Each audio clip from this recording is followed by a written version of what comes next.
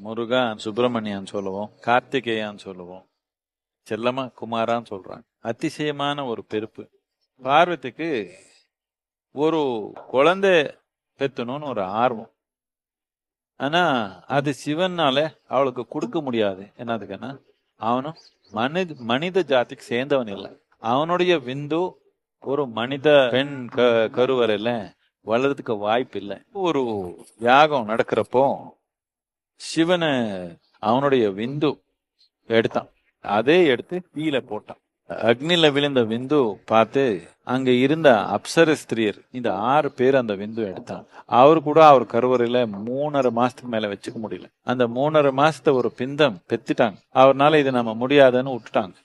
அப்போ பார்வதி என்ன பண்ணாலும் இந்த 6 பிந்தங்கள் வளர்ந்து ஒரு 6 மாதத்து பிந்தங்களா வளர்ந்தப்போ ஒன்னொன்னு பார்த்தாலே ஒரு பிரமாதமான சக்தியோட இருந்த தன்மையா இருந்து. ஆனா எதுக்கு முழுமையா உடல் எடுக்கிற சக்தி இல்லாம கொஞ்சம் கருவறையில வளராம வெளியே வளர்ந்ததுனால உடல்ல சக்தி இல்லாம இருந்தாங்க. அதுக்கு என்ன பண்ணாலும் இந்த 6 உடல் எடுத்து ஒன்னா பண்ணி யோக சக்தினால இந்த 6 உயிர் ஒரே உடல்ல சேர்த்தான்.